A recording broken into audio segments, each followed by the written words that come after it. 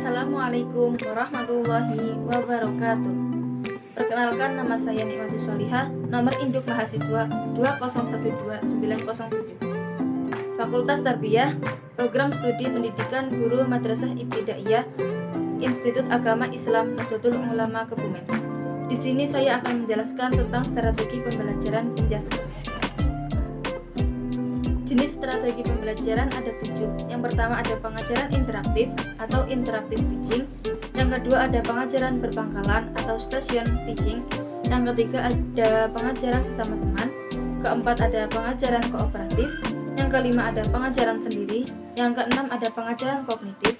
Dan yang ketujuh ada pengajaran bergu.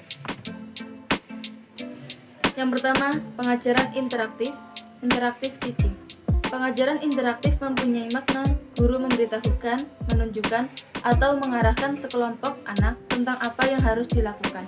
Lalu siswa melakukannya, dan guru mengevaluasi seberapa baik hal itu dilakukan dan mengembangkan isi pelajaran lebih jauh. Guru mengontrol proses pengajaran. Biasanya seluruh kelas bekerja pada tugas yang sama atau dalam kerangka tugas yang sama. Bandingkan strategi ini dengan gaya komando. Keduanya memiliki perangkat ciri yang sama. Yang kedua, pengajaran berpangkalan atau station teaching.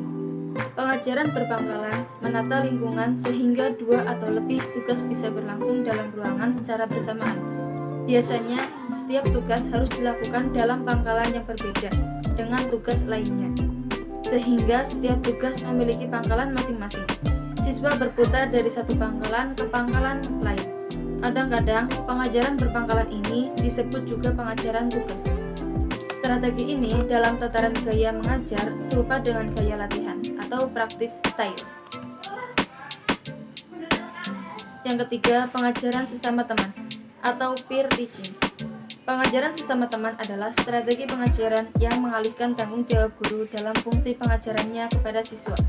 Strategi ini biasanya digunakan bersamaan dengan strategi lain, tetapi berharga untuk dieksplorasi secara terpisah.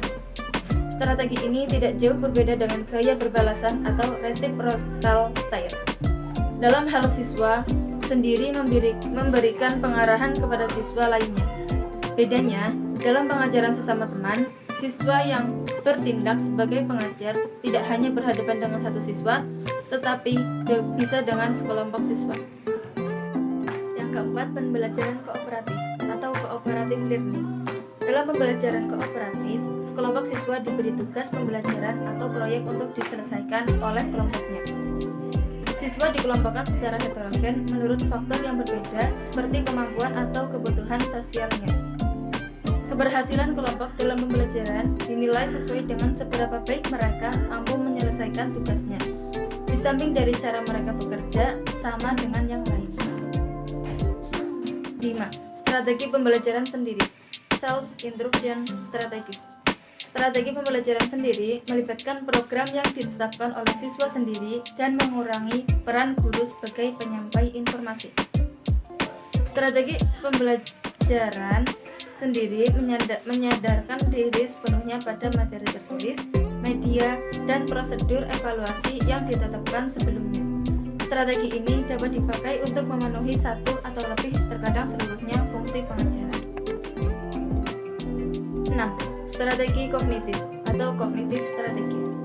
Strategi kognitif adalah strategi pembelajaran yang dirancang untuk melibatkan siswa secara kognitif dalam isi pelajaran melalui penyajian tugasnya. Strategi ini meliputi gaya pemecahan masalah, penemuan terbimbing, dan gaya lain yang memerlukan fungsi kognitif anak, seperti pembelajaran penemuan atau inquiry learning. Semua model ini menggambarkan pendekatan yang melibatkan siswa dalam merumuskan respon sendiri tanpa meniru apa yang sudah diperlihatkan guru sebelumnya. Tingkat keterlibatan siswa bervariasi sesuai dengan tingkat respon kognitifnya. Ketika guru mengetengahkan masalah yang memerlukan jawaban benar yang tunggal, pemecahan masalah itu biasanya disebut convergent problem solving. Ketika masalah tersebut bersifat terbuka dan tidak memerlukan satu jawaban terbaik, maka pemecahan masalah tersebut disebut divergent problem solving. 7. Pengajaran bergu atau team teaching. Pengajaran bergu adalah strategi pembelajaran yang melibatkan lebih dari satu guru yang bertanggung jawab untuk menyajikan pelajaran kepada sekelompok siswa-siswa.